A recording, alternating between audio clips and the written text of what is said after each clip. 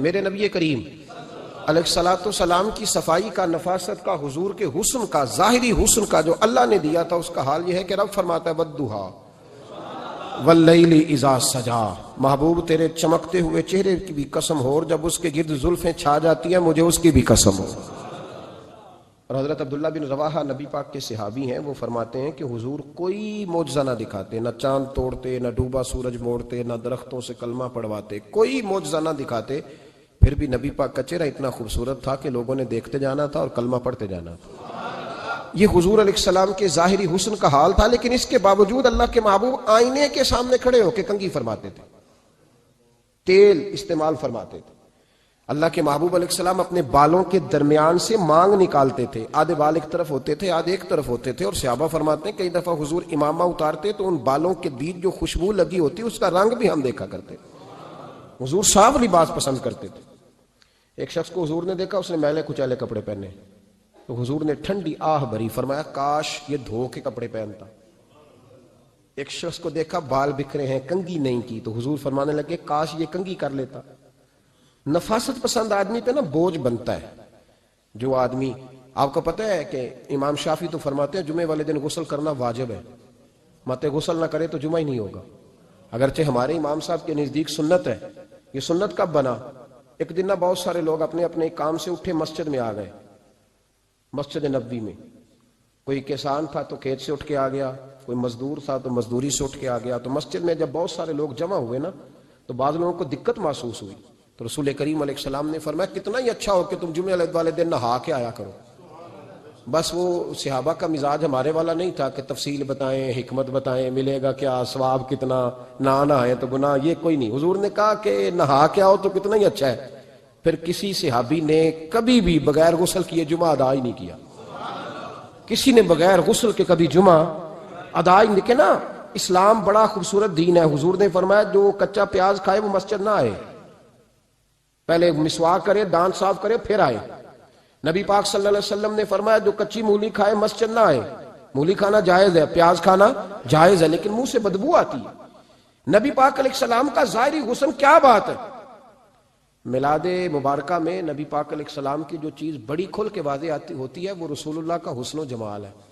آپ کی والدہ سیدہ طیبہ طاہرہ حضرت سیدہ آمنہ رضی اللہ تعالیٰ، اماں جی کہتی ہیں کہ میرے محبوب جب میرے بطن اقدس میں آئے تو جو تکالیف عورتوں کو ہوتی ہے مجھے ان میں سے کوئی تکلیف بھی نہیں ہوئی، اور اماں جی کہتی ہے مجھے کبھی کوئی ثقل، کوئی بوجھ محسوس نہیں ہوا، اور فرماتی ہیں کہ جو ولادت کے وقت لوگوں کو، عورتوں کو تکلیف ہوتی ہے مجھے وہ بھی نہیں ہوئی، اور فرماتی ہیں کہ نبی کریم علیہ السلام پیدا ہوئے تو ہمیں حضور علیہ السلام کی ناف کو کاٹنا نہیں پڑا، ناف بریدہ پیدا ہوئے، ختنہ شدہ پیدا ہوئے۔ آپ کو پتہ ہے عورتیں غسل دیتی ہیں بچے کو پیدا ہونے کے بعد، لیکن میرے محبوب نے سجدہ ہی کر لیا پیدا ہوتے ہی، امتی امتی کہتے ہوئے پیدا ہوئے۔ حق نے فرمایا کہ بخشا الصلاۃ والسلام، اور پہلے سجدے پر روز ازل سے درود۔ میرے امام فاضل بریلوی کا جو انداز تکلم ہے نا، اس کی بھی حد ہی کوئی نہیں، کوئی حد ہی نہیں، کہاں تک ان کی محبت جاتی، کہنے لگے پہلے سجدے پہ روز ازل سے درود، یادگاری یہ امت پہ لاکھوں سلام، یادگاری یہ امت پہ لاکھوں سلام۔ بتائیے بغیر وضو کے، بغیر غسل کے سجدہ ہو جاتا ہے؟ تو حضور نے سجدہ کر کے بتایا کہ اللہ نے مجھے پاک صاف پیدا کیا ہے۔ نبی پاک صلی اللہ علیہ وسلم کی والدہ نے جب یہ باتیں ارشاد فرمائیں تو لوگوں نے پوچھا ان سے کہ اماں جی پھر آپ ایک جملے میں بتائیں کہ ماجرا سارا کیا تھا، آخر ایک ولادت تو ہوئی نا، آپ کے وجود اطہر سے ایک بچہ تو نکلا، تو یہ کیا تھا؟ تو سیدہ آمنہ فرمانے لگی خرج منی نور، بس میرے وجود سے ایک نور نکلا ہے، بس میرے وجود سے ایک، اور روشنی آتی جاتی ہے تو کسی کو تکلیف نہیں دیتی، ایک نور نکلا۔ میرے رسول کریم علیہ السلام کو ظاہری حسن بھی کمال دیا، اور پھر حضور کی نفاست پسندی، صفائی پسندی۔ نبی پاک جب بات کرتے تھے نا تو حضور کے دانتوں سے نور نکلتا تھا، اس کے باوجود حضور ہر وضو کے لیے مسواک کرتے۔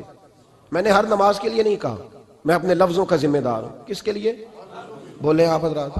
ہر وضو کے لیے، یعنی اگر نبی پاک نے وضو نماز کے لیے کیا تب بھی مسواک کی، اور اگر قرآن شریف کی تلاوت کے لیے کیا تو پھر بھی مسواک کی، کسی اور موقع کے لیے وضو فرمایا تو پھر بھی مسواک کی۔ اور سیدہ عائشہ فرماتی ہے جب بھی حضور گھر سے نکلنے لگتے پہلے مسواک فرماتے، حالانکہ رسول پاک کے دندان اقدس تو نور والے تھے، ضرورت ہی نہیں تھی ہماری تعلیم کے لیے نفاست پسندی.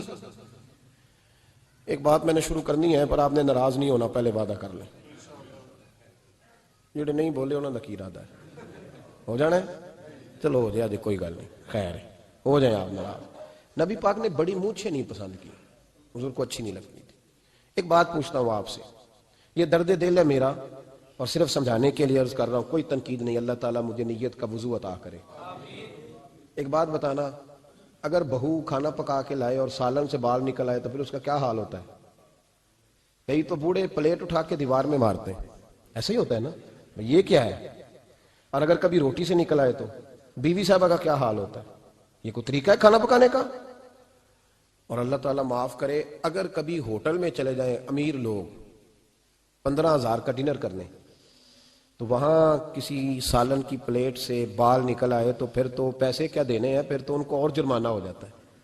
یہ تو سارے بال نکل آئے تو مشکل. اور ویسے بھی جو نفاست ہے نا طبیعت کی، اس پر بوجھ بنتا ہے. بال کھانے میں ہو آٹے میں ہو تو بوجھ بنتا ہے.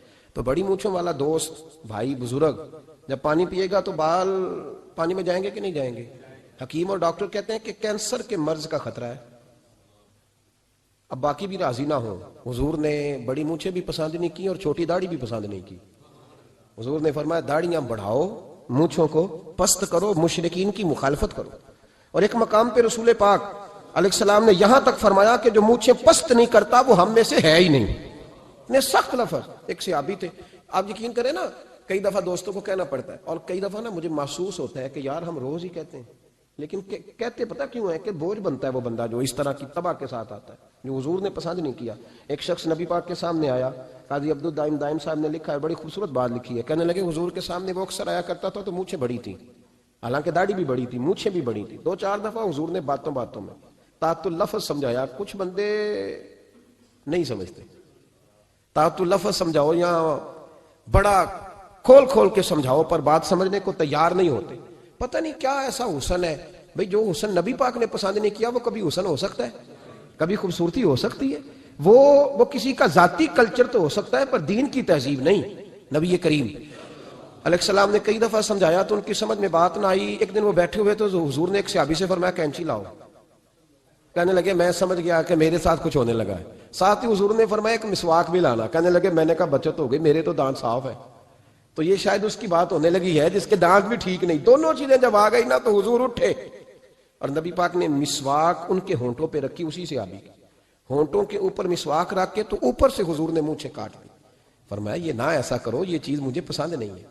حضور نے نفاست پسندی کو. اب تو اللہ تعالیٰ خیر کرے ملانگا آ گئے مارکیٹ میں، ملانگ درویشی فقیری، ان کے پاس رش بھی زیادہ ہے، ان کے درباروں پہ بھی رش زیادہ ہے.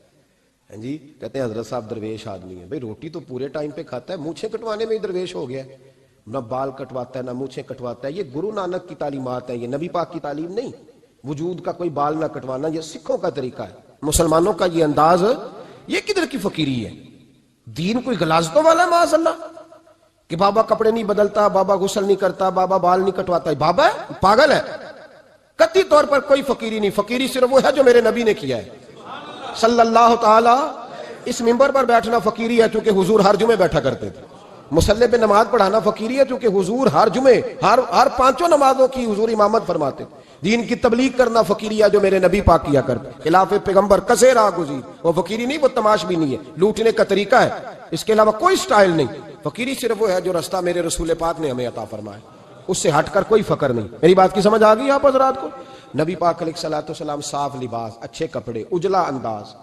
اچھا جو بات جہاں میں لے کے جانا چاہ رہا ہوں اس کو سمجھیں. ایک آدمی ظاہری طور پر بڑا خوبصورت ہو پر کپڑے میلے کچیلے پہنے، وہ بھی بندہ اچھا نہیں لگتا. ظاہری بھی حسن ہو، کپڑے بھی اس کے صاف ہوں، لیکن بولے سخت، باتیں ترش کرے، تلخ جملے بولے تو اس کی بھی ساری پرسنالٹی ڈیمیج ہو جاتی، ختم. بڑا اچھا آدمی تھا، بڑا نورانی چہرہ تھا، بڑی خوبصورتی تھی، بڑا صاف ستھرا تھا، بڑا پاکیزہ تھا، کپڑے بھی بڑے خوشبو والے پہنے ہوئے تھے، بڑے صاف ستھرے لباس میں ملبوس تھا. لیکن جب اس نے بات شروع کی اور بزرگ تھا، سفید داڑھی تھی، معاذ اللہ تعالیٰ کسی بچے کو گالی دے دی، اچھا لگتا ہے؟ مجھے بتائیں اس کے پاس بیٹھنے کو دل چاہتا ہے؟ اس کی ساری پرسنالٹی جو ہوتی ہے وہ خراب ہو جاتی ہے. شخصیت کا جو ایک بھرم ہوتا ہے وہ ٹوٹ جاتا ہے. ایک روایت میری نظر سے گزری اور کیا ہی انداز ہے، امام زرقانی نے لکھی. ایک صحابی ہیں حضرت ابو قرصافہ رضی اللہ تعالیٰ عنہ، حضرت ابو قرصافہ رضی اللہ تعالیٰ عنہ فرماتے میں چھوٹا تھا، میری اماں اور میری خالہ مجھے ساتھ لے گئیں، میں نے کہا کہاں جانا ہے؟ کہنے لگے آؤ نبی پاک کا کلمہ پڑھنے جانا ہے۔ پڑھیے درود شریف صلی اللہ، سارے پڑھیے، پھر پڑھیے ایک دفعہ صلی اللہ تعالیٰ علیہ۔ حضور کا ذکر ہو تو فوراً درود پڑھنا چاہیے۔ نبی کریم علیہ السلام کی بارگاہ میں نا میری خالہ اور میری اماں دونوں مجھے ساتھ لے گئیں کلمہ پڑھنے۔ کہتے ہیں جب ہم حضور کی بارگاہ میں پہنچے، کلمہ پڑھا، واپس آئے تو میری اماں اور میری خالہ آپس میں بات کرنے لگی۔ میری خالہ کہنے لگی تو نے دیکھا ہے ان کا بولنا کتنا مزیدار تھا؟ میری خالہ کہنے لگی تو نے تو وہ دیکھا لیکن وہ جو غلام آیا تھا اس کے ساتھ ان کا رویہ کتنا پیارا تھا۔ تو نے دیکھا جب وہ کھانا کھا رہے تھے تو پہلا خیال انہوں نے ہمارا کیا۔ بار بار وہ ان کا ذکر کرتی، کہتے آپس میں حضور کی شانیں بیان کرتی، میری اماں بھی میری خالہ بھی۔ بالآخر بات لمبی ہو گئی تو میری اماں بولی، کہنے لگی بس کر، ہم کتنی عظمتیں بیان کریں گے، مجھے تو 3 باتیں سمجھ میں آئی ہیں۔ کتنی؟ 3 باتیں مجھے سمجھ میں آئی ہیں۔ کہا وہ کیا؟ تو کہنے لگی ما رأینا مثل ھذا الرجل احسن وجھا ولا القى ثوبا ولا البنا کلاما۔ کہنے لگی مجھے تو 3 باتیں سمجھ میں آئی ہیں کہ نہ اتنا خوبصورت چہرے والا کوئی شخص دیکھا ہے، اور نہ اتنے صاف کپڑوں والا کوئی دیکھا ہے، اور نہ ہی اتنی میٹھی بولی بولنے والا کوئی دیکھا ہے۔ تینوں باتوں کی کمال ہے، ظاہری حسن بھی کمال، کپڑوں کی صفائی بھی کمال، اور رسول پاک کا بولنا بھی کمال، لب و لہجے میں مٹھاس بھی خوبصورتی والی۔ یہ اصل حسن ہے کہ ظاہراً بھی انسان بڑا منزہ ہو، باطناً بھی بڑا صاف ستھرا ہو۔ میرے رسول پاک علیہ السلام کا طریقہ مبارکہ پتہ کیا تھا؟ حضور صلی اللہ تعالیٰ علیہ وآلہ وسلم جب مسجد میں نماز پڑھ لیتے تو حضرت جعفہ رضی اللہ تعالیٰ عنہ فرماتے، بخاری کی حدیث ہے، فرماتے ہیں میں مدینہ شریف میں آیا تو حضور نماز پڑھ لیتے تو صحابہ نبی پاک کے پاس آتے اور حضور کا دست مبارک پکڑ کے پہلے چومتے پھر چہروں پہ ملتے، پہلے چومتے پھر چہروں پر۔ نبی پاک کے صحابہ حضور کے قدم بھی چوما کرتے، قدموں میں جھکا کرتے تھے۔ یہ تو بھائی اس وقت پتہ چلتا ہے جب کسی سے پیار ہو جاتا ہے، جب کسی بندے سے۔ میں اکثر مثال دیا کرتا ہوں اکثر کہ کسی کا بچہ پیشاب کرے تو کہہ آتی ہے، الٹی آتی ہے، لیکن اپنا بچہ بالوں میں بھی کر دیتا ہے، پھر کوئی کہہ نہیں آتی چونکہ اپنا ہے نا، پیار ہو گیا نا۔ اب وہ کیفیت جب کسی سے محبت ہو جاتی ہے نا تو کچھ چیزیں صرف سمجھنے کی نہیں، کچھ چیزیں ایسی ہوتی ہیں جو محسوس کرنے والی ہوتی۔ اس نے کہا تھا عشق ایک ڈھونگ ہے، میں نے کہا تجھے عشق ہو خدا کرے، پھر کوئی تجھے اس سے جدا کرے، تو اسے تسبیحوں پہ پڑھا کرے، تو اسی کا نام جپا کرے، تو گلی گلی پھرا کرے، پھر میں کہوں کہ عشق ایک ڈھونگ ہے اور تو نہیں کہا کرے، پھر میں کہوں کہ عشق ایک ڈھونگ ہے اور تو۔ اس نے کہا تھا عشق ایک ڈھونگ ہے تو میں نے کہا تجھے عشق ہو خدا کرے۔ بھائی یاد رکھو جب انسان کو محبت ہوتی ہے تو پھر اس کے انداز بدل جاتے ہیں، اس کے طور طریقے تبدیل ہو جاتے ہیں۔ وہ میں اکثر ایک بات کہا کرتا ہوں، میں کہتا ہوں بچہ باہر سے برگر کھا کے آ جاتا ہے رات کو، اماں کہتی بیٹے روٹی کھا لو، کہنا تو گوبھی پکائی میں نہیں کھانی، حالانکہ برگر کھا آیا ہے، دور سے کھا آیا ہے، تو اماں اس کو کہتی ہے پھر میں سوئیاں نہ بنا دوں تھوڑی سی اپنے بیٹے کو، فٹافٹ چاول نہ تجھے ابال دوں، ساتھ میں باریک دال بنا دیتی ہوں، کہتا نہیں میری مرضی کا پکاتے ہی نہیں، میں نے نہیں کھانا۔ ایسے اب ابا جو ہے نا، ابا وہ اماں کو سمجھا رہا، کہتا چھڈ پرا، بھوک لگے گی تو آپ ہی کھا لے گا، تھوڑا ایڈی ٹینشن ہے، ایمی پہ تینوں ستاندا ہے۔ اماں کیا کہتی ہے؟ کہتی نہیں مجھے نیند نہیں آ رہی، کھائے گا تو سکون آئے گا۔ اب اس کو آپ لاکھوں دلیلیں دیں کہ سیانا بیان ہے، بچہ نہیں ہے، 22 سال کا ہے، 24 سال کا، چھوڑ تو کیا کر رہی ہے، لیکن اماں کو کوئی سمجھا سکتا؟ کیوں نہیں سمجھا سکتا کہ اسے اپنے بیٹے سے پیار بڑھائے؟ وہ کیا کرے، وہ مجبور ہے، اس کے دل کی کیفیت اس طرح کی ہے کہ کوئی دنیا کی طاقت اسے سمجھا سکتی، سوال ہی نہیں پیدا ہوتا کوئی اسے سمجھا سکے، یہ ممکن کیسے ہو، کیسے سکتا ہے؟ یہ محبت ہے۔ میرے رسول پاک علیہ السلام کے صحابی حضرت جعفہ فرماتے میں حضور کی بارگاہ میں آیا تو صحابہ کیا کرتے، نبی پاک کا دست مبارک پکڑتے، پہلے چومتے پھر چہرے پہ ملتے، بخاری ہے۔ فرماتے میں نے کہا یہ کیا کر رہے ہیں؟ پھر اچانک میرا بھی دل کیا ذرا کر کے تو دیکھو، کچھ چیزیں چکھنے پہ پتہ لگتا ہے کتنی مزیدار ہے۔ کہتے میں بھی قریب گیا، حضور کے دست مبارک میں نے ہاتھ ڈالا، فرماتے ہاتھ پکڑا ہی تھا کہ نبی پاک کا ہاتھ برف سے بھی زیادہ ٹھنڈا، فرماتے ہیں پھر میں نے پکڑ کے چہرے پہ ملا تو کستوری سے زیادہ خوشبو آ رہی تھی دست مبارک۔ فرماتے ہیں اب میرا چھوڑنے کو دل ہی نہیں کر رہا تھا، اب میری طبیعت نہیں مان رہی تھی۔ میرے نبی کریم علیہ السلام اللہ کی دلیل ہیں، ہر پاکیزگی، ہر حسن، ہر کیف اللہ نے اپنے رسول کو عطا فرمایا۔ دنیا کی جتنی غلاظتیں تھیں جب کوئی حضور کے قریب جاتا تھا تو ساری غلاظتیں دور ہو جاتی۔ کما ارسلنا فیکم رسولا منکم یتلو علیکم آیاتنا ویزکیکم، اللہ فرماتے ہیں میرے محبوب تم پر میری آیتیں پڑھیں گے اور تمہیں پاک فرما دیں گے۔ تمہاری ساری ناپاکیاں نبی پاک دور کر دے، ہر غلاظت تم سے دور ہٹ جائے۔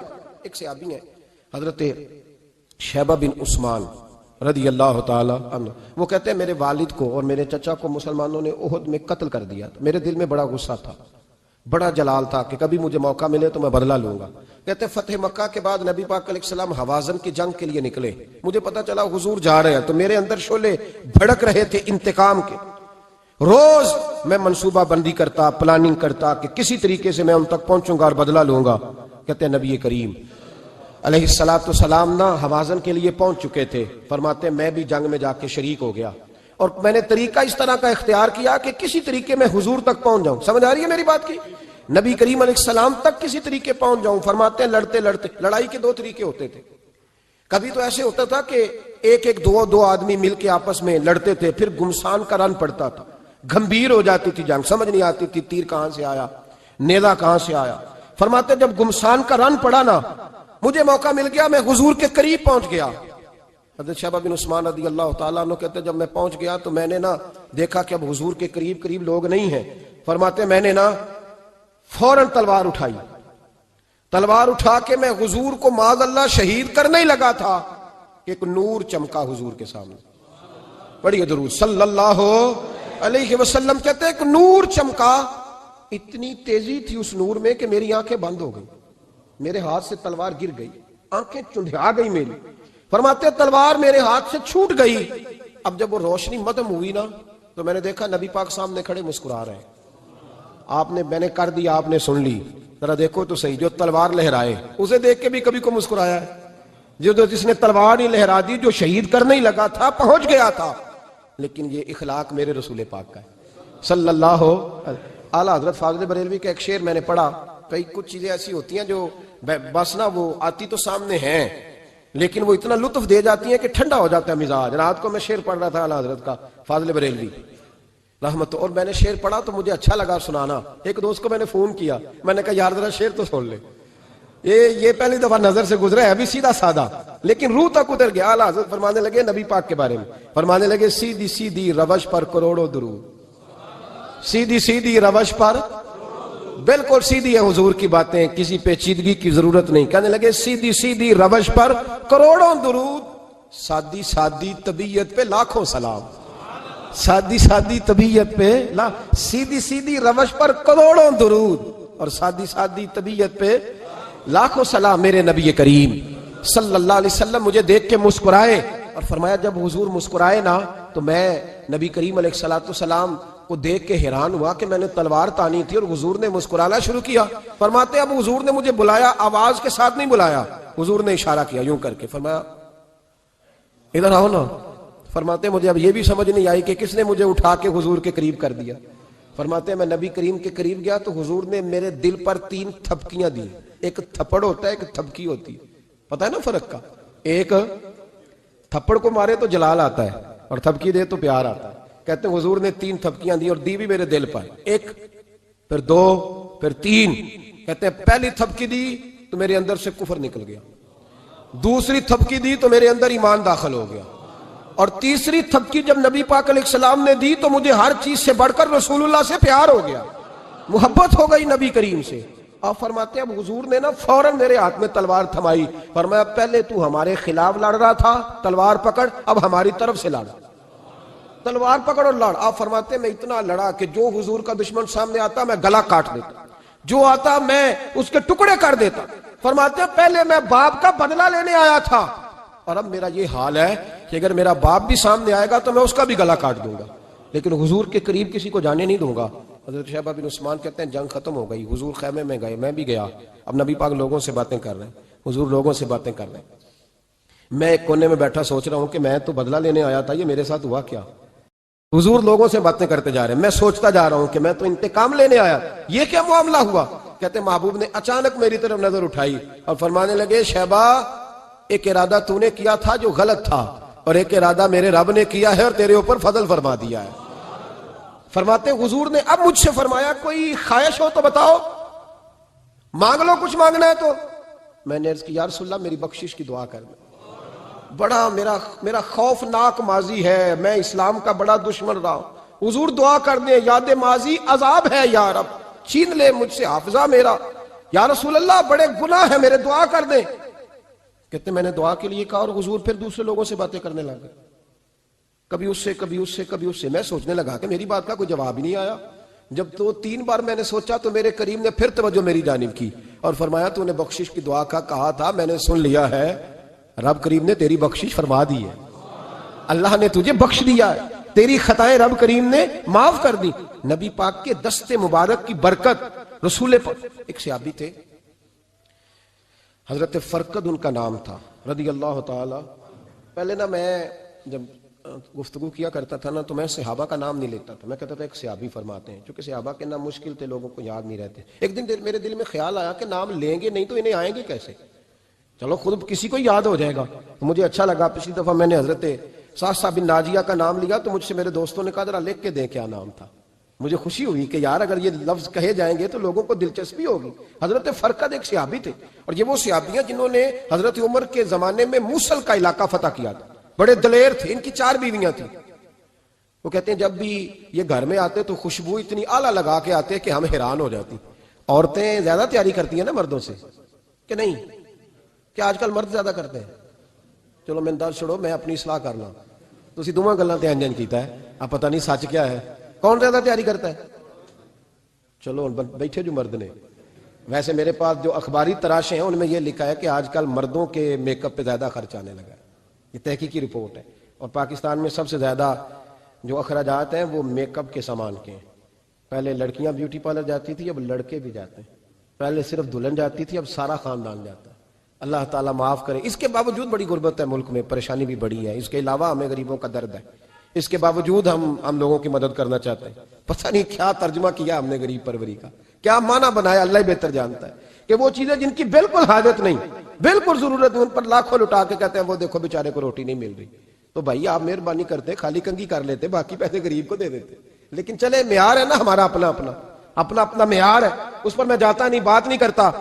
نبی کریم علیہ الصلوۃ والسلام کے صحابی ان کی ازواج کہتی ہیں کہ اب عورتیں زیادہ تیاری کیا کرتی تھیں، لیکن وہ جب گھر آتے نا تو اتنی خوشبو لگاتے، کہتی ہم چاروں مل کے کوشش کرنے لگی، ڈھونڈنے لگی کہ وہ خوشبو کا پتہ کریں جو یہ لگاتا ہے۔ ہم نے بازار سارے تلاش کر لیے۔ عرب کے اندر آج بھی خوشبو کا بڑا شوق ہے اور بڑی مہنگی خوشبو ملتی ہے، کبھی آپ بازار جائیں، کہتی ساری خوشبوئیں لگا لی، تھک گئیں۔ ایک دن چاروں سوتنے مل کے بیٹھی، کہنے لگی ہم نہیں اس کا مقابلہ کر سکتے، آج پوچھ ہی لے کہاں سے خوشبو لگاتا ہے، پوچھ ہی لیتے ہیں، چلو بات ہی ختم ہو جائے، پوچھ لیں۔ یہ ہم جتنی مرضی اعلیٰ لگائیں، جب یہ آ جاتا ہے نا، کچھ لوگ میرے محفل ہوتے ہیں، جہاں آ جاتے ہیں وہاں چھا جاتے ہیں، تو یہ جب آتے ہیں تو چھا ہی جاتے ہیں۔ کیا کریں، اس طرح کا میرے محفل ہے، کیا کریں اس کا؟ فرمانے لگی ایک دن چاروں سوتنوں نے مل کے ان کو بٹھا لیا، کہنے لگی بتاؤ تو صحیح خوشبو کون سی لگاتے ہو؟ کہنے لگے کوئی بھی نہیں، کبھی لگائی نہیں، آج تک نہیں لگائی۔ تو کہتے ہیں بیویاں کہنے لگی صحابہ تو غلط بیانی نہیں کرتے، پر آپ کیا بات کر رہے ہیں، یہ کیسے ہو سکتا ہے کہ آپ آتے ہیں تو ہم حیران ہو جاتی ہیں۔ فرمانے لگے جس دن کی تم لگی ہوئی ہو نا میری خوشبو کا مقابلہ کر دے، مجھے پہلے دن کا پتا ہے۔ تو میں نے کہا چلو زور لگا ہی لیں، دیکھ ہی لیتے ہیں کہاں تک بات جاتی ہے تمہارے پاس، جتنا زور لگا لو۔ بہرحال میں اللہ کی قسم اٹھا کے کہتا ہوں کبھی نہیں لگائی۔ تو بیویاں کہنے لگی پھر بتا تو صحیح، تو ایک دلیر آدمی ہے، اور جو دلیر لوگ ہوتے ہیں وہ خوشبوؤں کے اور کپڑوں کے اور ان چیزوں میں زیادہ وقت نہیں لگاتے، ان کے تو مشن اور طرح کے ہوتے ہیں۔ آپ تو مجاہد قسم کے آدمی ہیں، پر ہر وقت خوشبو آتی ہے۔ تو حضرت فرقد رو پڑے، کہنے لگے بیمار ہو گیا تھا، لاچار ہو گیا، حکیموں طبیبوں نے انکار کر دیا، وجود پر میرے آبلے نکل آئے، پھنسیاں بن گئی، ان میں پیپ بھر گئی، بیٹھ نہیں سکتا تھا، اٹھ نہیں سکتا۔ جب تھک گیا نا تو دروازہ رسول پہ چلا گیا، جب تھک گیا طبیبوں کا، تھکایا ستایا حضور کی بارگاہ میں، کہا محبوبہ دیکھے تو صحیح میرا کیا حال ہے۔ حضور ذرا دیکھ کے، چل نہیں سکتا، سو نہیں سکتا، بیٹھ نہیں سکتا، تیرے علاوہ غم کسے بتاؤں؟ کہتے ہیں حضور نے فرمایا 70 ڈھانپ لے، باقی سارے کپڑے اتار دے۔ 70 ڈھانپ لے، کہتے ہیں ٹخنوں سے لے کر ناف تک میں نے 70 ڈھانپ لی، باقی سارے کپڑے اتارے۔ حضور کیا کریں گے؟ فرماتے ہیں نبی پاک نے دست مبارک اٹھایا، برف سے ٹھنڈا، کستوری سے زیادہ مہکنے والا، فرماتے ہیں پورے وجود پر میرے حضور نے دست مبارک ایک دفعہ لگا دیا، اب جدھر جدھر سے گزرتا ہوں ساری دنیا خوشبو سے بھر جاتی ہے۔ یہ نبی پاک کا دیا ہوا نور ہے، یہ حضور کی عطا کردہ شفا ہے، یہ رسول پاک کے حسن کی خیرات ہے۔ ایک شاعر نے ایک فکرہ کا کمال کر دی، کہنے لگا ظلمت کو ان کے نور نے کافور کر دیا، جس پر پڑی نظر اسے بھی نور کر دیا۔ رسول پاک علیہ السلام کے دست خیر میں وہ برکات تھیں۔ حسن کی دو قسمیں ہوتی ہیں، ایک حسن ہوتا ہے ملمہ سازی والا، بیوٹی پارلر والا، ایک حسن ہوتا ہے باطن کا۔ بچے پتہ کیوں خوبصورت ہوتے ہیں؟ اس پر علماء مناطقہ نے بحث کی ہے، محدثین نے لکھا ہے۔ بچہ گدھے کا بھی ہو تو پیارا لگتا ہے، چھوٹا بچہ اگر اس کا رنگ بہت گورا نہ بھی ہونا، صرف چھوٹا ہو، وہ پیارا لگتا ہے، اس میں ایک جاذبیت ہوتی ہے۔ اس پر ہمارے مفسرین نے، محدثین نے، علماء مناطقہ نے ایک بحث کی ہے۔ وہ کہتے ہیں اصل بات یہ ہے کہ بچے جھوٹ نہیں بولتے، بددیانتی نہیں کرتے، دھوکہ نہیں کرتے۔ یہ جو اندر کی عیاریاں ہوتی ہیں نا، چہرہ بھی خطرناک کر دیتی ہیں، اور جب اندر حسن ہوتا ہے تو باہر بھی حسن ہی ہوتا ہے۔ بچے میں کوئی مکاری عیاری نہیں ہوتی، فساد نہیں ہوتا، نیت میں فطور نہیں ہوتا، کسی کو لوٹنے کا ارادہ نہیں، کسی کو شیشے میں اتارنے کا پروگرام نہیں بتاتا۔ بچہ چرب زبان نہیں ہوتا، اس کو طریقہ نہیں ہوتا، وہ لوگوں کو قائل کرنے کے ہر وقت دوڑتا نہیں، الٹی سیدھی گیمیں نہیں چلاتا، کیونکہ اندر حسن ہوتا ہے تو وہ حسن اس کے چہرے پر معصومیت بن کے آتا ہے۔ سمجھ آ رہی ہے میری بات کی؟ اس کی دلیل میرے رسول پاک علیہ السلام نے بخاری میں فرمایا اللہ کا ولی وہ ہے جس کا چہرہ دیکھو تو اللہ یاد آ جائے۔ اب یہاں یہ نہیں فرمایا گورا چٹا ہو، خوبصورت ہو، بس اس کے چہرے میں معصومیت ہوتی ہے، وہ سچا ہوتا ہے، وہ کھرا ہوتا ہے، اس کا حسن چہرے پہ آتا ہے۔ میرے رسول کریم علیہ السلام کا جو حسن تھا نا، وہ اندر کی صداقت کی روشنی تھی، وہ اندر کے کیف کا نور تھا جو حضور کے چہرے پر عیاں ہوتا تھا۔ اس لیے نبی پاک کا چہرہ جو تھا وہ آنکھیں چدھیاتا نہیں تھا، بلکہ آنکھوں کو اچھا لگتا تھا۔ شاہ عبد الرحیم صاحب محدث دہلوی شاہ ولی اللہ صاحب کے والد ہیں، اور ہمارے بر صغیر پاک و ہند میں جتنے بھی مسالک ہیں یہ سارے شاہ ولی اللہ صاحب کے شاگرد بنتے ہیں۔ وہ کہتے ہیں میرے ابا جی نے خواب دیکھا اور خواب میں انہیں رسول اللہ کا دیدار نصیب ہوا۔ تو نبی کریم علیہ السلام کی بارگاہ میں شاہ ولی اللہ صاحب کے ابا جی کہنے لگے حضور ایک بات بڑی اڑ گئی ہے میرے دل میں، بڑی، تو کتابوں سے جواب نہیں ملا، آج رب کریم نے موقع دیا ہے اس سوال کا جواب۔ تو عبد الرحیم پوچھو کہ یا رسول اللہ حضرت یوسف کا حسن دیکھ کے لوگوں نے انگلیاں کاٹ لی، پر آپ کو تکنے والے تکتے ہی رہے، کوئی بھی ہوش نہیں ہوا، کسی نے انگلی نہیں کاٹی۔ تو کہتے ہیں محبوب نے فرمایا عبد الرحیم رب کریم نے اپنی غیرت کے ساتھ میرے حسن پر 70,000 پردے ڈالے، یہی بہتر ہے کہ پردوں میں وہ پردہ پوش رہے، وہ اگر پردے اٹھا دے تو کسے ہوش رہے۔ فرمایا 70,000 پردوں میں چھپا ہوا حسن ہے، ورنہ کسی کی طاقت تھی کوئی بات کر سکتا، جرت تھی کسی شخص کی؟ میرے حبیب پاک سید عالم حضرت عبداللہ ابن سلام رضی اللہ تعالیٰ عنہ اہل یہود کے بڑے عالم تھے۔ فرماتے ہیں میں تورات زبور انجیل کا جاننے والا تھا۔ جس دن حضور مدینہ طیبہ ایک قصوہ نامی اونٹنی پر بیٹھے تھے، میں حضور سے مناظرہ کرنے، بحث کرنے آیا، میرے ساتھ میرے شاگرد تھے، ارادہ تھا بحث کروں گا، نبی پاک کو بڑے معاذ اللہ کڑوے کڑوے سوال کروں گا۔ کہتے ہیں حضور بیٹھے تھے قصوہ نامی اونٹنی پہ اور گردن مبارک جھکی ہوئی، ہونٹوں پر حضور کے زیر لب ہلکی سی مسکراہٹ تھی۔ نبی پاک تھوڑا بولتے تھے پر جتنا بولتے تھے وہ دلوں میں اترتا جاتا تھا۔ فرماتے ہیں میں جب گیا نا، میرے شاگرد ساتھ تھے، مناظرہ کرنے گیا، مناظرہ، شاگرد ساتھ تھے۔ فرماتے ہیں میں بڑے سوالات تیار کر کے گیا، پر حضور گھوڑے پہ بیٹھے تھے۔ دو باتیں میں نے سنی، حضور نے فرمایا رشتہ داروں سے اچھا سلوک کرو، اپنے غلاموں کا خیال کرو۔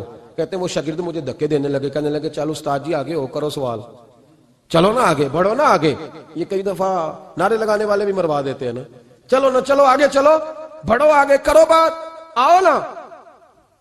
کہتے میں ذرا آگے بڑھا، دھکا دیا انہوں نے۔ فرماتے میں آگے بڑھا اور میں نے قریب محبوب کے قریب جا کے کہا حضور مجھے کلمہ پڑھا دے، میں مسلمان ہونے آیا ہوں۔ یعنی عام آدمی تو قائل ہو جاتا ہے عالم اور تورات زبور انجیل کا جاننے والا، حضور کلمہ پڑھائیں۔ کہتے میں واپس آیا نا کلمہ پڑھ کے، تو شاگرد کہنے لگے استاد جی آپ تو مناظرہ کرنے آئے تھے، یہ کیا ہوا؟ تو یہ لفظ ہے حضرت عبداللہ ابن سلام کے، فرمانے لگے تم نے نبی پاک کا چہرہ نہیں دیکھا، ان کی آنکھوں کی روشنی نہیں دیکھی، تم نے چہرے کی معصومیت نہیں دیکھی، لب و لہجے کا وقار نہیں دیکھا؟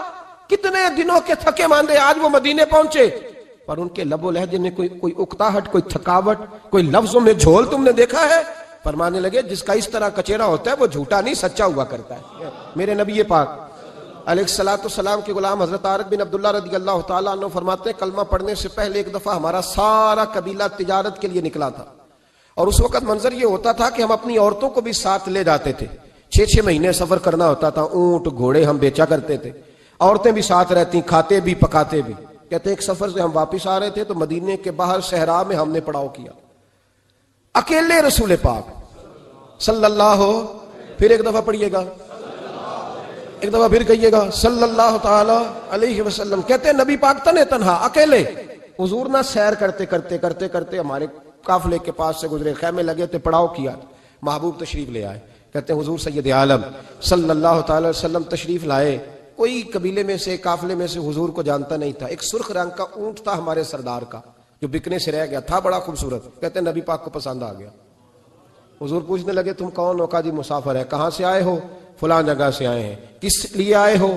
ہم تجارت کی غرض سے نکلے. اونٹ بیچو گے؟ بیچنا ہے. کتنے کا سودا طے ہوا؟ اس نے کہا اتنے لینے, حضور نے کہا اتنے دینے ہیں. بات طے ہو گئی. کہتے ہیں لگام حضور نے پکڑی اور فرمانے لگے وہ سامنے میرا شہر ہے جس کا نام مدینہ, وہ میرا شہر ہے. میں ابھی مدینے جاتا ہوں, اپنے غلام کو بیچتا ہوں اور تمہیں آ کے نہ قیمت دے جاتا ہے. محبوب گھوڑے کی لگام تھا, اونٹ کی لگام تھا, میں نکیل تھا, میں اونٹ تھا سرخ رنگ کا. حضور لے کے جب نکلے نا, تھوڑا سا چند قدم آگے گئے تو ان میں سے ایک شخص بولا, کہنے لگا سردار آپ سیانے لوگ ہیں, سمجھدار ہیں. اس شخص کا نام پوچھا آپ نے, قبیلہ پوچھا ہے, ایڈریس کا پتہ ہے کہاں رہتا ہے, اتنا قیمتی اونٹ دے دیا. سردار بھی کہنے لگا, سارے کہنے لگے یار ان کی باتوں میں اتنی لذت تھی, ان کے گفتار و رفتار اتنی باوقار تھی, مزیدار تھی کہ ہوش ہی کوئی نہیں رہا. بھئی ہم پرانے تاجر ہیں, کبھی اس طرح کا سودا کیا ہی نہیں جس طرح کا آج ہو گیا. اوہو واقعی کچھ نہیں یاد رہا, کوئی سمجھ نہیں آئی. وہ ابھی نظر آ رہے, ایک آدمی دوڑ کے جاؤ, دوڑ کے اور جا کر کے نا ان سے کہو, بڑی جائز بات ہے, وہ ناراض بھی نہیں ہوں گے. ان سے ایک شخص کہو کہ بھئی اونٹ دے جاؤ, پیسے لے آنا اور اپنا مال لے جانا, دوڑ کے جاؤ. ایک شخص دوڑنے لگا تو سردار کی بیوی خیمے کے اندر تھی, پردے کے پیچھے سے بولی, کہنے لگی خبردار کوئی پیچھے نہ جائے, اگر پیسے مل گئے تو ٹھیک ہے, نہ ملے تو میں دے دوں گی, کوئی پیچھے نہ, کوئی نہ جائے پیچھے. سردار کہنے لگا تو جانتی ہے؟ کہنے لگی نہیں. کہا گارنٹی کیوں دے رہی ہے؟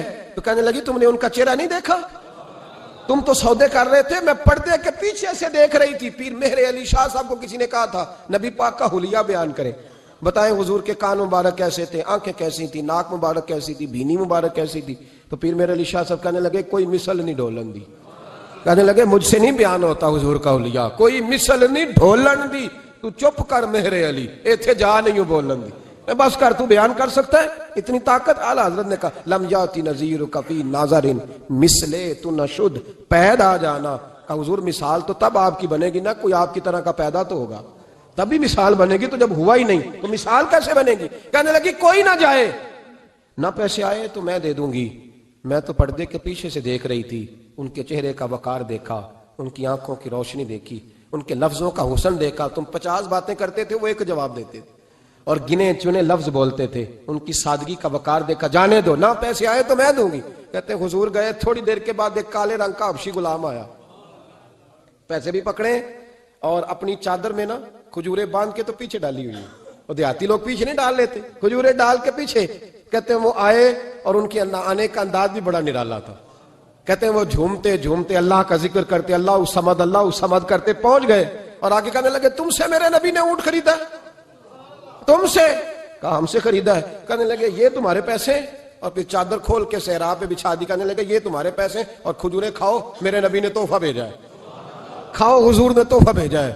تو وہ سردار کی بیوی اوٹ ہٹا کے کہنے لگی, اور کالے رنگ کے حبشی غلام انہیں کھجوریں کھلا, اور مجھے اس عزت والی ماں کا نام بتا جس کے گھر میں ایسا لال پیدا ہوا, انہیں کھجوریں کھلا, اور مجھے اس عظمت والے باپ کا نام بتا جس کے گھر میں ایسا پھول کھلا ہے, وہ قبیلہ تو بتا تو صحیح, وہ کون تھے. 2 گھڑیاں رکے ہیں پر خوشبو پھیل گئی ہے, رنگ ہی بدل گیا, تار کوئی مثل نہ ڈھولن دی, تو چپ کر مہر علی, ایتھے جا نہیں ہوں بولن دی. حضرت طارق بن عبداللہ کہتے ہیں جناب بلال فرمانے لگے وہی تو اللہ کے آخری رسول ہے, وہی تو خاتم المرسلین ہے, وہی تو ہے جنہیں اللہ نے ساری انسانیت کے لیے نمونہ عمل بنایا. کہتے ہیں ہم اونٹ بیچنے گئے تھے پر سارے کا سارا قبیلہ ہی مسلمان ہو گیا. نبی پاک کی حضور کے ظاہری حسن کے تذکرے ہماری اولادوں کو آنے چاہیے. ایک شعر مرحوم اعظم چشتی نے کہا تھا, کمال کر دی. کہنے لگے سمجھا نہیں ہنوز میرا عشق بے ثبات, تو کائنات حسن ہے یا حسن کائنات؟ میں آج تک سمجھ نہیں سکا. سمجھا نہیں ہنوز میرا عشق بے ثبات, تو کائنات حسن ہے یا حسن کائنات. بھائیو وہ سارے طریقے اپناؤ جو رسول پاک نے عطا فرمائے.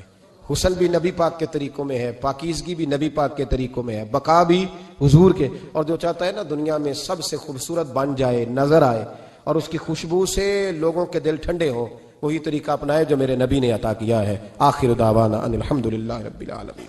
مصطفیٰ مصطفیٰ مصطفیٰ